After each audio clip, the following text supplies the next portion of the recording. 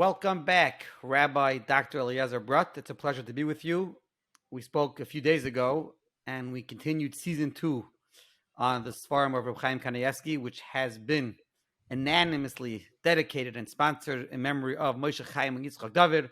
All the learning and all the Torah knowledge that comes out of these episodes should be a zchus and an ilah for his neshama, and we thank the wonderful donor, a good friend of ours. Thank you again. Last time, as mentioned, we discussed the Chazon Ish's shita on manuscripts. It's obviously not a straightforward, easy to describe in one sentence exactly what he held. We're looking for sources, what his Talmidim took out of the different things that he wrote. And Baruch Hashem, we have Rabbi Dr. eliezerbrodt, who's done the research and is working on these 2 episodes to explain it in a wonderful, clear fashion to the audience. Last episode, we also had this new twist. Rabbi Dr. eliezerbrodt turned around and pulled out a sefer from behind him. We keep on getting people asking, what are all those books behind him? And he pulled out a fascinating sefer from Reuven Margolis, who's one of his heroes. So I'm not surprised that he had a sefer of his behind him, called Toldos Adam. This time, if you stick around to the end of the episode, Rabbi Dr. eliezerbrodt is going to quickly run through a brand new sefer that came out, brand new, from a previous Achron, from a previous generation. That's something new, interesting, so stay tuned for that. Without further ado, Rabbi, Doctor, how are you today? Baruch Hashem. Okay, so why don't you briefly run over and summarize what you've discussed last episode and continue on and keep us glued. Okay, so basically, the way we began the last episode is that we're calling it this 2 shitas. One is called the shita of the Mishnah Berurah, which is that uses new discoveries of RIshonim, and then there's the shita what's known as the Chazon Ish shita, not to use them. Okay, and what's significant for us is Reb Chaim Kanievsky. He appears from all his writings called the Mishnah Berurah. He embraces it, Arasayif, Midrashim, Gaonim, RIshonim, and he even edits some of them from manuscript. So we're trying to understand what really is the shita of the Chazon Ish. So first, we discussed last time the shita of the Stipler, what appears to be other Talmidim from the base measures of the Chazon Ish, and then we jumped into what the Chazon Ish holds. So we started to deal with, in general, a general question, a key question with the Chazon Ish, which is, when you use various writings of his, if it's from, let's say, Kavitz Igris, or things that Talmidim say over, if there will sometimes be contradictions. So we gave that as the introduction, and then we basically brought numerous examples to reach a conclusion, which is that there are definitely times that the Chazon Ish seems to be using new manuscripts, and he's aware of it. For example, the one example that I used was in the pulmus of the Shiurim. So the Chazon Ish was brought to his attention a Teshuvah Gaonim, and the Chazon Ish used it to, and he explains it for he used it. That was what was interesting for us. You say a new manuscript of the Geonim was discovered in the 1800s, and he used it. Okay, so, and we brought many examples. So the conclusion that I said is that we find that sometimes he seems to be using ad halacha l'maisa. Okay, so now the question is, but everyone says that he didn't hold the halacha l'maisa. So is there a contradiction? What's going on? So what we already brought in the beginning in last episode, and I've quoted a few times already, Lamashal, Rav Dessler, the Sri Deyesh, these are 2 gedolim, the Rav Dessler's quoting it in a letter which was published in more recent years, and Sri Deyesh is talking about it a year afterwards, that it was known the Chazon Ish was against manuscripts, even though I brought all the evidence from last time. So the question really is what scared the Chazon Ish? So I'm first going to mention speculation on my part and a speculation of others. Different types of speculation, because they do play a role somewhat in the way the world says over the Shitas Chazon Ish. I'm not going to go into every single aspect of this, because this is really, really a deep, deep rabbit hole. But it's just to give a feel of some of the issues, because it plays out for all the first 6 episodes that we spoke out. And then I will try to show more into what the Chazon Ish actually says. Okay, and wrap up this episode. So first, like this. There was a Chashav Yid, Rabbi Yoel Kluft. So he wrote an article in Maria. He's very pro He's very pro that, in our generation, new manuscripts, but he seems to be struggling with it. And he seems to throw out something which, if you have conversations with other people over the years, which I have had with many people, the people that were working on it weren't such proper Yerushalayim, Maskilim a lot of times, and this is what got people nervous, including the Chazon Ish. This is a claim that's been made. You mentioned Abiel Kluft. It's a name that I don't think is very popular in the yeshiva world, but one of my Rebbeim used to quote him pretty often. This Rebbe of mine actually was a big Chazon Ish nick in a certain sense. And I believe he has a sefer called Das Yoel. And if I recall correctly, did he give a haskama to Rav Wolbe's Alei Shor, or one of Rav Wolbe's farm? They had a very close relationship. Rabbi Kluft was some type of Rebbe inspiration for Rav Wolbe, and they had a lot to do with each other. Yes, and he has that Sefer Das Yoel. It was reprinted a few years back, but he seemed to have been a very interesting Yid. Also, Isaac in Kabbalah, I believe, all around Torah Jew, as they say. So it seems from an article he published in Maria, I don't know how often he used to publish in Maria, but this is an article that's quoted by others also, and it sounds like some type of claim like that. Now, and in discussing with other people, people are just saying things, which the nature, that's how the world works. We just say things that we hear, we pick up. But a person that I would say that he really goes out of his way to write this up in a way is a writer that I've mentioned a few times in the past. His name is Rabbi Yeshua Inbal. So in the Yeshurun, in volume 31, which came out about 10 years ago, so he has this massive 125 page piece where he's comparing the Mishnah Berurah and the Chazon Ish, and he deals with all different issues. So obviously, one issue that comes up is going to be the Mishnah Berurah, which I set up the way the whole story goes. Mishnah Berurah is pro RIshonim, and Chazon Ish is not. So you could see from the whole Halech Yelech 10 pages that he has over here that he himself is beyond struggling. I call it even playing games. He's not saying straight what's going on. He's very well aware of a lot of primary sources about it. I mean, say what the Chazon Ish says, but it's very hard. Even as much as I spend time on it and spoken to other people about it, it's still very hard to get a full grasp in this sugi what the Chazon Ish held. But he's trying to also project more, not only what he does say, into stuff that he doesn't say. So he says, Lamashal, who was people that was involved in the printing of the manuscripts. So he says like this: the Chazon Ish was suspect for Teshuvas Gaonim, publications from Gaonim. It seems that people touched them; they were tampered with. Of course, with the claim that the reason why they were fixing it was to fix the lashon, but he doesn't like. He seems to say that it's not so true. And then he says, who are the people that were doing it? The Chevers Haskala Kedugmas Makitzer Nirdamim. And then they found different lines, and then they play around with that, and then we find strange things in different Geonim. Now the problem was like this. And then he has pages dealing with this Nakuda. Now, even if there's some truth in some of the aspects that he says, but the Chazon Ish doesn't say this anywhere. The Chazon Ish actually, in all the writings and all the things that we have in the Chazon Ish when he talks about it, he never once says clearly, I don't like Gaonic literature because Maskilim are involved with the discoveries and all the Kairagniza stuff and all these things. I don't like it. It gets me nervous. They're playing around with it. So the sort of, even, and especially in the case of this Rav Inbal, in these same pages, he brings down the quotes of the Chazon Ish. So what is it that it really requires, one has to really figure out what it is that bothers the Chazon Ish. You can't say things. I mean, if you had a conversation, let's say Chaim Kanievsky said this. Chaim Kanievsky says that he had a conversation with the Chazon Ish about it, okay. But here you have, and this, I don't have to go any further, I mentioned this a few times, the Gaonic literature that was discovered, we have Reb Chaim Kanievsky's own notes of a page of his of a catalog of his library published, and it lists out a bunch of these Gaonim printed by these quote unquote Maskilim by Chevras Mekitzer Nirdamim. Now, and not only that, not only did he own them, he uses them in the course of his writings.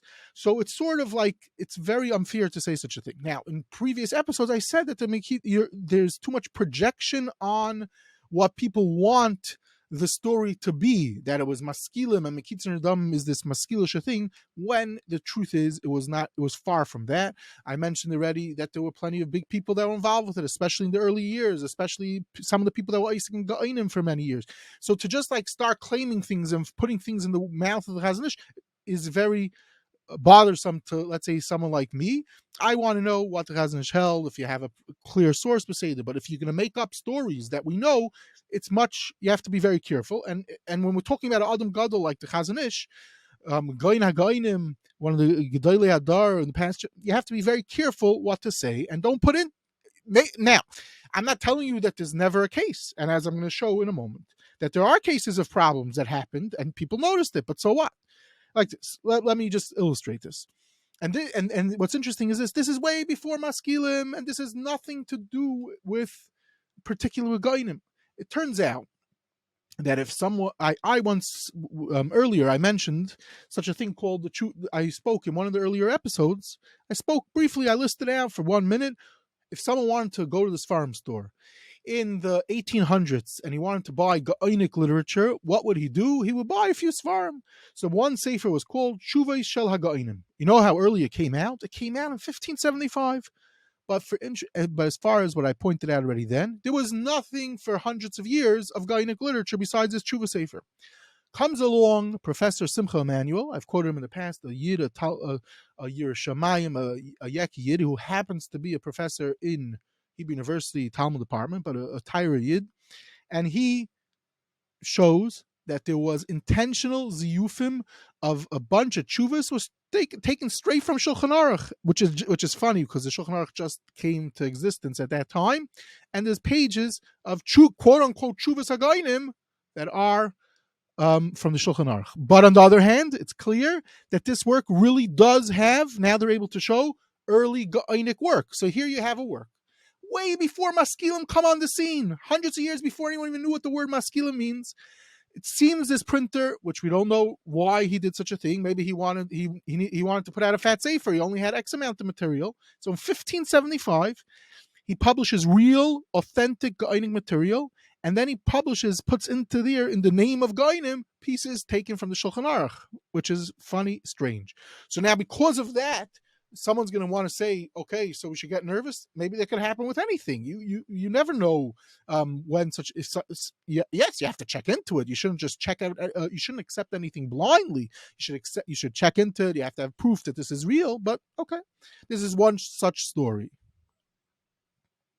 What do you mean he took it from the Shulchan Aruch? Shulchan Aruch had them. No, other sources. No, not Geonim. He took pieces of Shulchan Aruch and said this is Geonim, which is like, and it's funny it's right then. The Shulchan Aruch just came out, literally the Ramah, we're talking the 1570s. But not that he not took pieces of Geonim, then that would be a real evil thing, a more evil thing, which we'll discuss shortly if such a thing happened. Anyway, even the Sefer, which I quoted last week when I was talking about the what's called the Pulmus HaShiurim, which is all the different issues relating to Shiurim, of what's a Shiur Kibetza, and all the different things that rock the halachic world, and Adayoim rocks the halachic world, and especially when it comes to Pesach, and different times a year, what's the Shiur for Kaisiyai, of how much wine you have to drink, and how much matzah you have to eat, and all different places. So one early source turns out from this Teshuvah called Shaarei Teshuvah, a Gaonic Teshuvah of Geonim, that's first published in 1802. So there were Teshuvahs in there that people were suspecting. And they've proven that there's problematic Teshuvahs that might have been stuck in by a forger. But on the other hand, they've proven that most of the literature in this Teshuvah Sefer has other ways to prove that it's real, from that RIshonim say the exact same. RIshonim make the same exact claim, b'shem Geonim, and say the same thing. So we could say that at the same time that it might be problematic, there might be some materials you have to check into it. You have to know what it is. So Lamashal, and this was we've quoted this already more than once, is that the Aruch he once wanted to there's a din in a certain thing relating to Geonim, and he argues on RIshonim based on a piece of information that he discovered about Rav Haigain in the Teshuvah Shaarei Teshuvah, in this same Shaarei Teshuvah. Okay? This is the Aruch LeNer, and we've already discussed in a special episode about him, and we mentioned him in the series on Chaim. He was very into new discoveries. On the other hand, not every the Klausenberger Rav in Teshuvah's Divrei Yatziv, he's very upset. He does not understand how the Aruch is able to go so far, accept the Teshuvah Shaarei Teshuvah, and then he points to a different Shaarei Teshuvah that no one brings up, and he says this Teshuvah Shaarei Teshuvah is problematic. So how could it be? It's a strange thing. The Sefer has strange things in it, so don't bring halachic rayas from this Sefer. And halachas kamakama, you're going too far with what your conclusions are based on this piece of information to understand what Gaonic was about. But like everything else, it's not so simple. There's makom for the Aruch, but okay. But you see, something got the Klausenberger Rav got him very nervous, so to speak. And this is probably coming bashpas. It could be it's coming hashpas to Chazon, but lav dafka. Okay, now there's another thing that people throw out there, and if it sure has some type of thing to get people nervous about new manuscripts. And this we're not going to go into out of sight, but just going to mention. I just have to point out, we have to step back and appreciate Rabbi Dr. Eliezerbrodt pulling from a Hasidic Rebbe's Teshuvah Sefer to prove his point. But again, I've mentioned in the past, I'm a Klausenberger, whatever that means. He was my sandik. And but everybody you could talk about for a second his Gaonic, so it's not like a classic, a little different than how you relate. Correct. Right, correct. Here we have a Rebbe. The significance over here is, even though he's known as the Klausenberger, for a lot of people actually they call him the Klausenberger Rav. You know why? I'm just throwing this out there right now because they want to emphasize his galus in learning and psak. He wrote a massive set of Teshuvah Svarim and halacha, which is not as common by many Rebbes to have such amount of literature in halacha. So anyway, the point is that this is the Klausenberger Rav was pointing out with Aruch, and there are other cases could be made in the Klausenberger Rav that he was nervous about certain types of things that came to light. Now, but there's another case that they like to throw out when you're having this conversation. It could be in a bull session that you'd be having in yeshiva or something about this topic, where yeshiva bachrim have the love to talk about dvarim shonim berum shalayim without knowing anything. So this is another such example, which is the Samim Reish. Someone comes along and claims he discovered a tshuva sefer from the Rush, and it makes him a peicha. Problem is, there's certain kulas in there, and people start claiming it's a forgery. It's not a forgery. Good for the Jews, bad for the Jews. There's so much to talk about with the sefer. But the point is, suggests Yaakov Spiegel that started getting people sometimes nervous whenever they would see a new let's say someone comes in this happens. When was it? The pulmus about the Sefer starts right in the late 1790s. So from then on, people get nervous. New Sefer, I want you to prove it to me better that it's real Sefer. But the truth is that it's not so simple, because the way I was able to show pretty clearly from the for a few hundred years, pretty much, yeah, they proved it. You didn't come in and just say, okay, here's a ritva. You prove it. Lamashal, you open up a Meister of Cook edition, you'll see there's proofs, all different types of proofs. They'll bring achronim, they'll bring all different things, but it's able to be proven, and then once it's proven, it's pretty much accepted. Okay, now another thing, and this is a more of a speculation, which also could be very well true. It's like this: sometimes you make a major discovery. Academics or Talmid Chachamim, a new sefer comes to light. And then they go with it. They prove a bunch of things and they build up a lot of shtikach Torah. But the problem is, even then, they didn't have all the evidence. Comes along 60, 70 years, and all of a sudden they find new evidence. And this changes the whole thing completely the opposite way it was thought. I'm just going to throw it out there again, just for a marmakum. It's known that in 921, 922, there was a huge controversy about the calendar, which caused the whole machlokes between Jews of Palestine, Jews of Babylonian, about how to negate halacha l'maisa, when does Pesach and when do the other Yom Tovim fall out. There was big debates about it. Now, no one really knew that there was even such a pulmus. What happened is, starting in the 1860s, things of Geonim came out, and they started chapping. There was a big dion, more and more, until from the years 1860 till 1915, a whole bunch of pieces of literature came out, and they basically pieced together a whole story, with Rasadia going being Isaac in it, other Chashuva people, and they created literally a whole story. And then from then on, there wasn't so many major discoveries. A few years ago, someone went back to re-look at the evidence, and based on new materials that we have and new kalim and all different things, a fellow Sasha Stern in England, a from Yid, wrote a book called The Jewish Calendar Controversy, a fat, gigantic book where he basically went back to also again saw that whatever was assumed for the past 100 years was wrong. Why? Because they didn't have all the information. All of a sudden, once you have all the information, it changes. So it's very possible and you could see this type of nakuda in the Chazon Ish, which is requires Iyun out of safe. How will you go with it? Naniach, you found a piece of a rishon and it's real, but who said that that's the end of the story? And once you're going to touch that, you're touching halacha l'maisa.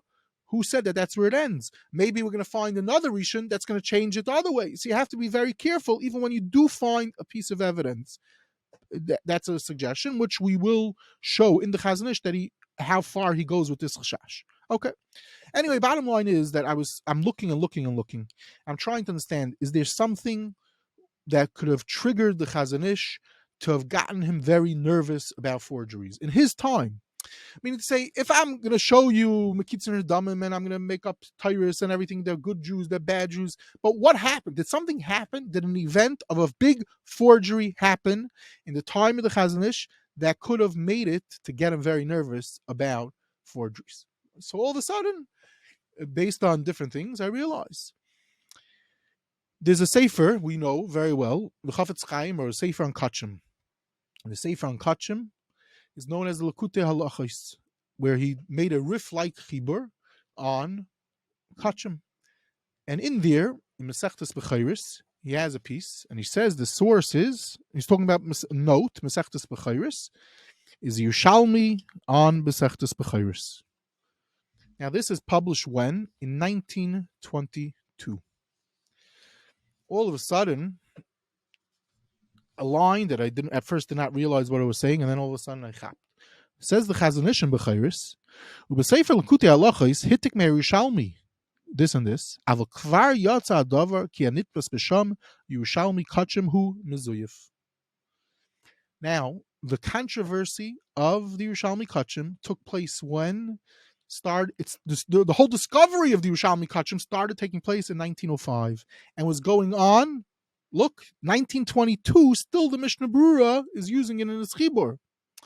Now, already early on, a little after 1905, they're starting to get suspicious, and the newspapers and all the gedolim are tumbling about it. And trust me, it's Kachim. The Chafetz Chaim knew what's going on also. At this time, the Chafetz Chaim still felt maybe it is. By the time this point, the Chazon Ish is saying, I don't know when the Chazon Ish wrote this piece in Bechayris, but he's saying, no, we're ready, it's assumed to be a ziyuf. But what happened is, and if you read and you go into the sugya of Yerushalmi Kachim, this was a great forgery that rocked the rabbinic world at the time. Chiburim articles, and the forger didn't back down. He really fought for his chibur, claiming, no, it's real. Today, it's assumed as a davar pashut, it's a forgery. How he pulled it off is a different question. You have to speak to Harav Baruch Oberlander of Hungary. He's an expert on it. He's written a book in Hungarian on, I don't speak Hungarian, but he wrote a bunch of articles in RIsrael, which is supposed to come out as a Hebrew Sefer. Anyway, he has many articles about it, and he deals with all different aspects of it. But here is what I'm using this is because I found a line. And I don't know that this line is referring to the Yerushalmi Kachim. There's a line which is quoted often in Kavitz Igros Chazon Ish, and he says like this. He remembers that there was a story of a person that he hid a ksav yad in the ground, and basically it was discovered that he was lying, but he wanted to show that it's real, so he dug it up. It was like a whole it seems it was a whole scandal at the time. So when you read these types of things and you see, the story Yerushalmi Kachim, and this is playing out when in the years the Chazon Ish is most active. He's a young person in the city, in the area of Eastern Europe. This controversy was everything. Everyone was talking about it. You have to understand, for Yerushalmi Kachim as a discovery, for a yid like the Chazon Ish, a yid like the Chafetz Chaim, this is the bread and butter for these people. So because of the result of what happened, it's very possible this is what got the Chazon Ish so nervous. Because I asked the question. The question is that beforehand, for a few hundred years, no one's really getting nervous. Yes, there was a polmus I just mentioned called the Psamim Reish, which needs its own story to understand the whole story. But it didn't happen Yom V'Layla that there were cases that were so blatant of forgeries and then caused the whole tumult. Okay, but this is just a suggestion. bichlal, to try to give us some understanding, possibly, into what got the Chazon Ish a little nervous. A totally unimportant question. Why would someone current day write any articles on Hungarian? Because he lives in Hungary.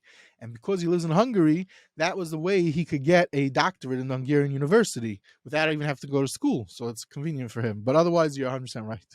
That's a great answer. So basically saying he wrote as a doctorate, so that's why he wrote it in Hungarian. Right. Correct. Now, okay. Anyway, Mekitzer, the point is that there are stories of forgeries. There's a Yid, a fine Yid, Ramesha Hillel, I know very well, one of the youngest children of Rabbi Yaakov Hillel. He's published a few works, and he's outing different people with tremendous forgeries, and the motivations for forgeries are common. So when you hear these type of stories, again, today, we project this on the Chazon Ish, but at least the Yerushalmi Kachim, I have a thing. It's mamish his ears. He even talks about it. He was aware of the Yerushalmi Kachim. He's calling out the Mishnah Berurah, which we know, and I believe I mentioned. The Chafetz Chaim started to wear Rabbenu Tan Tefillin because of what it said in the Yerushalmi Kachim, and then he didn't stop. Anyway, the point is, and we could go on and on about it, but that there are cases of forgeries, and that might have been something that bothered the Chazon Ish to get him nervous about it. Okay. And just one other nakuda. Even people that I just want to say two other ideas about forgeries, and then we'll go on with the Chazon Ish, which is like this. The Rebbe, number one is, I've quoted also, that Aderet was very pro the Yid Aderet, one of my main heroes, father-in-law of Rav Kook, who was very pro RIshonim and liked them in a maso matan that he had back and forth with the interesting Yid, to put it mildly, Yaakov Reifman. When they're talking about Teshuvah Geonim, he says, not all I'll call Teshuvah Geonim. There are times that there's stuff where it's clear it was stuck in. There's some playing around in some of the various Teshuvahs of Geonim. Even though I quoted strong evidence that Aderet a lot of times liked it and used the new discoveries, including Geonim. But you have to be careful. You have to be aware that there could be such things. L'mashal, Reb Chaim Berlin also. There's a letter where he writes to Reb Eliyahu Harkavi. Reb Eliyahu Harkavi was a person who learned in Volozhin. I spoke about him also. And Reb Eliyahu Harkavi, one of his areas of expertise was Teshuvah Geonim, and he published Teshuvah Geonim, and Chaim Berlin's writing to him, make sure to send it to me. And I like it, great. But by the way, there's one thing in your letter over there, it smells from, it's a karoi. There's something stuck in. So you have to be careful. Ein chanami. So it could be, and this goes back to the whole thing, which I'm asking really over here. The Chazon Ish is saying, really, you could rely on RIshonim. You have to know 100%. You have to be careful. There could be sometimes, look in this story, Yerushalmi Kachim, there were Gedolim that really believed it was, and then it turns out it wasn't. Okay, so this is one nakuda. And one last nakuda with forgeries, it's very common Arayim. We've mentioned a few times, very, very derech agav, that auctions of rare books and manuscripts is very, very common today in the Frum Jewish scene. And every once in a while, there are times that things turn out to be forgeries. There's a great Yid in Bnei Brak, Rabbi Yitzchak Yeshaya Weiss, and he's known as he's busted many forgeries. There's even been on the market things that are perfect duplicates of letters of the Stipler, letters of Rabbi Chaskell Abramsky, and others. And somehow there was certain information in the letter, and they brought it to him, and that's how he figured out that it's a forgery. I mean, say the handwriting was identical. And it turns out they were mavar. This guy was a bacher, needed money, and he basically was forging documents of a few different gedolim, and it was being sold on the markets. So there is this thing for money. People need money. Sadly there's Hilchas Gneva in Choshen Mishpat, because it does happen even amongst us from Yidden. So Kitzur, this is a chash, and maybe this also had to do with what the Chazon Ish held. But this is projection. I don't know. I don't have proof that Chazon Ish says is scared about that. But this is, as I said, he lived in a time when this actually happened. Interestingly enough, there's a pulmus about the Sefer Eshkol, if it's a forgery or not. Definitely not as big as a controversy as the Yerushalmi Kachim. And the Chazon Ish does use the forged Eshkol. So it could be. Okay, so some people say, you see, even he, who was nervous and concerned about using forged documents, here he did use it. Okay, anyway, this is just not relevant right now. Yeah. Does some of this conversation, you talk about, being careful and being suspicious and things like that, there are many things in today's society, that you can either ban them totally, you could use them, be suspicious, kabdeyu v'chashdeyu, but it could be, it depends on how some of these svarim, some of this literature is being used. Obviously, certain things you're not going to use as, to be matter v'neshes ish based on something which could have a chashash, but as a tziruf for another psak that you want to have added tziruf, it can really depend on how you use these farm. Right. No, this is a very valid point that some people say, if you're learning the Gemara and it gives you episode whatever, so you go with it. But the point was, which is what I was showing, is the Mishnah Brura, which he's the person I'm using just him as the name, but it's much more. He's using Halacha L'Maisa and Hilchas Shabbos, and I just saw someone writing in Eruvin, the amount of times he relies on Rabbeinu Chananel is mind-boggling. So he's using it ad Halacha L'Maisa for real things. So that now it happens to be, I use this as a raya that the Chazon Ish can't be so angry about it, because if he would have called, why isn't he calling out the Mishnah Brura about it? So I suspect there's much more to the story, which I hope to get to. Okay, now let's get to one last aspect for today, and that's as follows. This is as follows. Rav Dessler, I told you, had a close relationship with the Chazon Ish, it appears, and Lamashal, a few years back, they put out a volume of letters of his, fascinating volume. This came out about 20 years ago. There's 10 times at least he says over things in these letters that he had conversation with the Chazon Ish about. He quotes in 2 different letters. This is printed in back to, we're holding it in 2004. Okay, so they talk about, he's talking to someone, it doesn't say who, but he brings down twice. The Chazon Ish told him about if you find strange things in the manuscripts, you have to be careful. So it turns out this is not these 2 letters that he has. It doesn't tell us where these letters are written to, and not only doesn't it tell us these letters are written to, so we don't have the background, which is what I discussed last time. A lot of times, it's very hard to build anything if you don't know what it's talking about. And we don't know to who it is now. I just have to mention, because this is also very important, and right over here there is a letter to a few different letters about this following thing. Rav Dessler came from his Elta Zayda, was Isaac in Gaonic literature, was a Gaon, and this the Ben Aryeh, the Chedushay Ben Aryeh, which is found in different places in the back. There's the Hagayis in the back of the Gemara, Shas Vilna. He wrote Hagayis on the Itur, on the Halachas Gedailos, on the Teshuvah Sarif, on the Itur, and he had them. And eventually, some of them gets to Reb Leiter, and Reb Leiter publishes them, at least on the Teshuvah Sarif, and they existed. So he was someone that was sympathetic. You see from the other letters, he understood the chashivas of publishing Gaonim, and he was pro it. So here we have, Rav Dessler wasn't this, what I'm trying to bring out is, today people don't realize as much. Rav Dessler was a mamash, a real-time Talmud Chacham, very well aware of what's going on. He knew the significance of Gaonic literature. His Elta Zayda was involved with it. He was handling publishing it, and it ends up getting published. So he knew what's going on. Yet he had a conversation with the Chazon Ish more than once, and he's quoting it. It doesn't say to who and why and what's the background. Okay, fast forward to this year. A friend of mine was at a chasna in Yerushalayim. He tells me he picked me up a Sefer. I'm always happy to hear that. It's called Igris Rav Elio Dessler. That was the Sasson family. Very exciting. I get the letters from him, start going through it. And in here, all of a sudden, I see there's a letter relating to this letter that I just quoted about the Chazon Ish.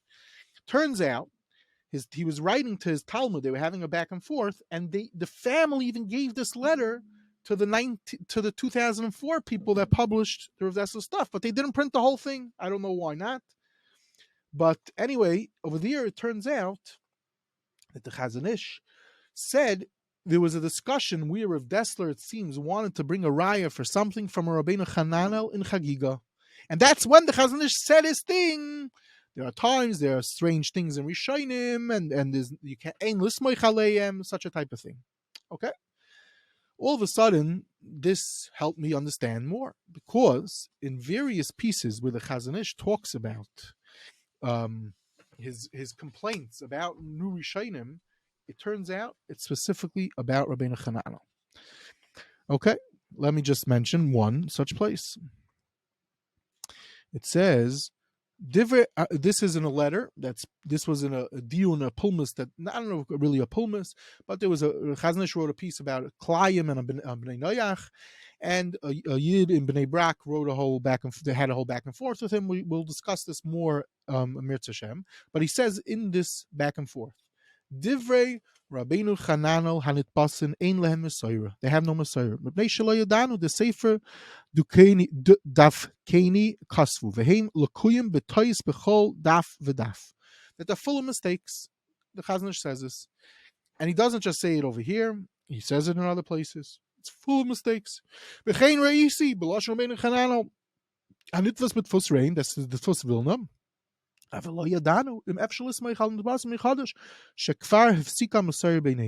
goes on, and even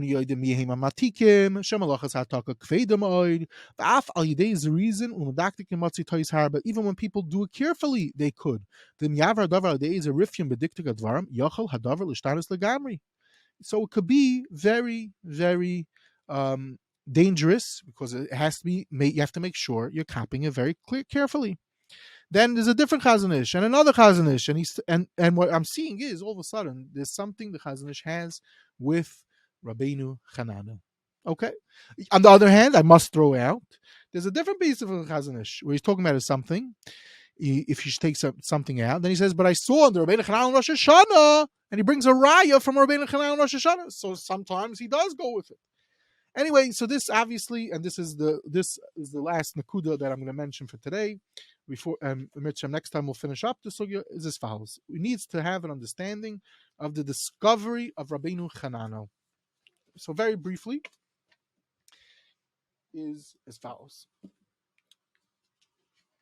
if you open up a Shas Vilna, an original Shas Vilna, in the back they wrote up a whole thing about what are they bringing new to the table, so to speak.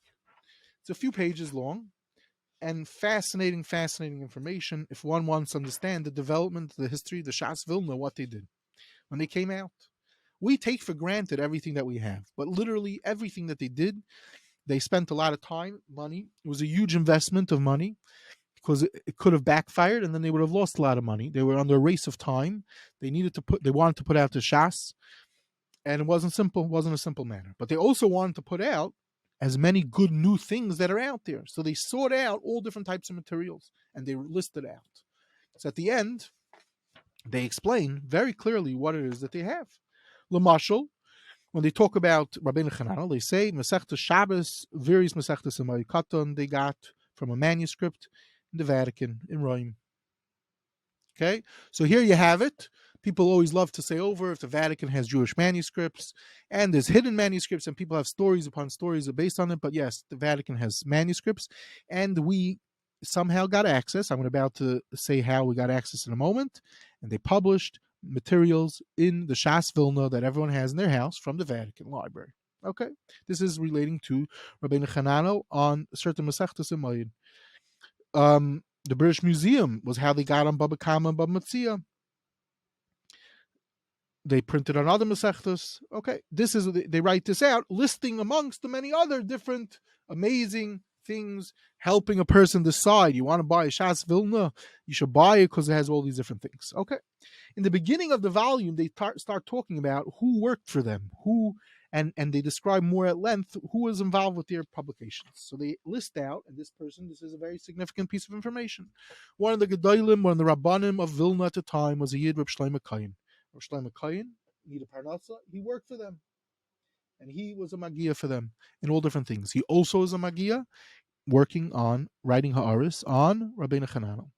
So they describe the story that basically they're running against the clock. They find out that there's manuscripts. It's not like today. If someone finds out there's a manuscript today, by tomorrow he could have a scan of it in his computer, and within 2 days he could have it typed up. Those days you had to we're talking about Lita, getting someone in Rome, in the Vatican, other places to get it, and it's hard to read, to get it typed up.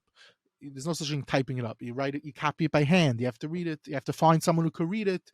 You're not obviously to send someone down, a special person that's an expert in reading, costs a lot of money. So, Bekitzer, there was a Yid, which we quoted in episode number 6, the Dikduke Seifrim. He had great connections with the Vatican, so much so that because of his work, he was allowed to take out books and all different things. He used his pull with the Vatican, and he was able to get for the Shas Vilna materials of Rabbenu Chananel. Not only that, he got them, they write this all out in the Achros Davar. He got them a person, an old man, who was like 70 years old, who was a professional transcriber of manuscripts. This was a job in those days. And even though Shlomo Buber, who we also spoke about, and other people, and the Duktukei Sefer needed him for his work, he was mevater for Shas Tfus Vilna to be able to get the manuscripts of Rabbeinu Chananel because the clock was ticking. What does it mean the clock is ticking? If they don't have it, the investors, the whole thing, the whole big massive project crashes. They have to have it out by a certain point of time. They can't say, okay, we need another 3 years to do research. They got money from people up front. People want there to see the work already. The clock, okay. Anyway, the Kitzer, so who's involved with this? The Duktukei Sefer, he helps them. But you can already start seeing that it was under the gun. There was a rush. So it's interesting is, after you read this Achros Davar, you can understand why a few times the Chazon Ish points out. But not that you can't rely on anything in the Rabbeinu Chananel. Avada, you could. And this is a key point in this whole discussion. The Chazon Ish held, and this is, I'm going to give more sources for this Mitzvah next time, that even if I find a Sefer, let's say, Teshuvas Gaonim, and there's problems in the Sefer, but there's certain Teshuvas that are proven to be right, then it's fine. We don't say just because one tshuva is problematic, it passes everything. Each tshuva, as they say, is innocent until proven guilty. Now, interestingly enough, there were other gedolim that were Isaac before the Shas Vilna was Isaac Rabbeinu Chananel. Just to note, because this just came out, David Tzvi Hoffman. In the 1860s, this is before the 1880s is when the Shas Vilna is happening, but in the 1860s already, he publishes the Rabbeinu Chananel on Masechtas Makos with Ha'aris, and it's a very fine article in Yerushalayim from my friend Rabbi Hoffman discussing it. And the point is that, as I mentioned already in earlier episodes, many gedolim had no problems using Rabbeinu Chananel and L'mashal, Remeir Simcha, and the Chafetz Chaim, we just said it many times, using it all the time. The Chazon Ish was nervous because he came across specific pieces and he said something is not right. He was very sensitive to the Lashon, and that's what got him nervous. But we know, and we quoted this also, the Chazon Ish has great respect for Rabbeinu Chananel and the Messiah of Torah as an early Rishon, and we know all the Rishonim bring it down.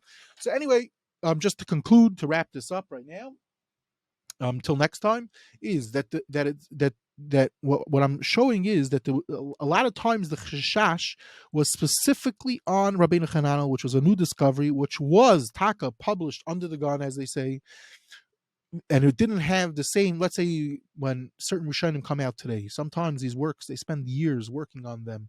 Ha'aris are full of Eon, every single thing. They're comparative. There's machons that are sponsoring it. Here, when the Shas Vilna was putting it on the side, so yes, they did have Magiyim or Shlomo Kayin. Certain Masechtas they used Reb David Tzvi Hoffman without mentioning it, and other people helped them, but it was a rush.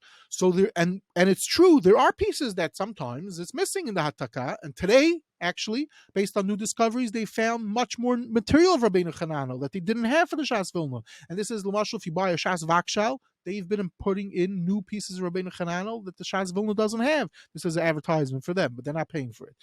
And they have put out a critical edition of Rabbeinu Chananel based on new manuscripts that they've discovered. Tons of new pieces. Masechtas Baba Kama has many, many new pieces of Rabbeinu Chananel based on the new discoveries.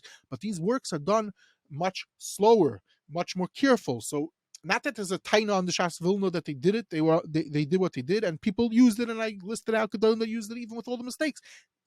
But I said even the Chazon Ish used it. That's the Chiddush. So you have to use every piece. The Gufay Shalinin. You can't make a klal for that.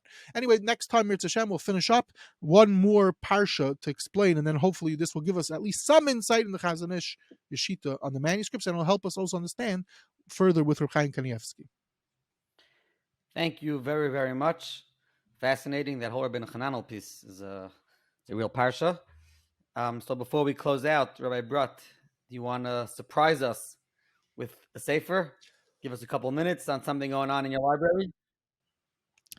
Okay, so just as Hagdama, I must say, we're recording this episode. It's a very tough time for me because right now is what's called Book Week in Eretz Yisrael, or now it's known as Book Month. And basically, Haredi places and non-Haredi places publish books all year round, but they dafka release certain books now, and there's major sales wherever you go all over Eretz Yisrael, and people are buying books. It's like in the ear. People that don't buy books ever buy books. Anyway, so yesterday was what's called the the non-from sale, which takes place in different places all over Eretz Yisrael. So I was there for a few hours. It's Chatayni Maskir Hayoim, and so I'm just going to show one book, very interesting, that I picked up, and it happens to be the connection is because it's relating to a lot of the stuff we discussed in season 2 of Reb Chaim Kanievsky.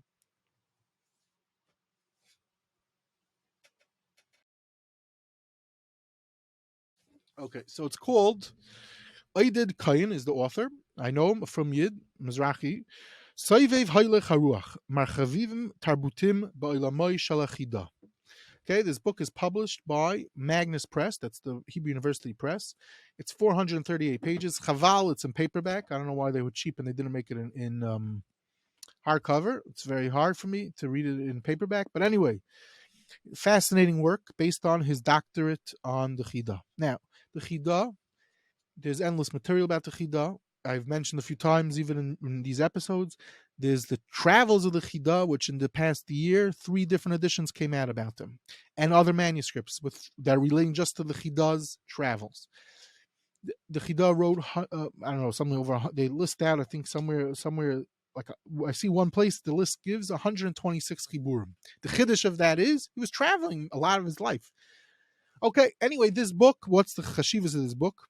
There's a lot of literature about the Chida already, especially Lamashal, Meister of Cook has a book from Meir Ben Yo. This book focuses on 3 main things. One is the Magal Toiv, which I've quoted a bunch of times in the past, which is his travels, where he documents things that, amongst other things that he documents the Svarim he saw, which I used him for in these episodes, for the manuscripts that he saw. He was the person, I said, one of the main people that I think made it known that there are manuscripts in all different libraries. He wrote a book, which I quote all the time in these shiurim, the Shem HaGedolim, which is his in-depth work, which is a classic Ad Yoim, where he lists out about the Gedolim, and he lists out about the Svarim. Again, manuscripts he saw, people he met, all different types of things. And another work, which we also spoke a little bit about, that the Birkei Yosef, which is his classic work on Aruch Chaim and other areas of Shulchan Aruch, where he uses the vast materials that he found in his travels.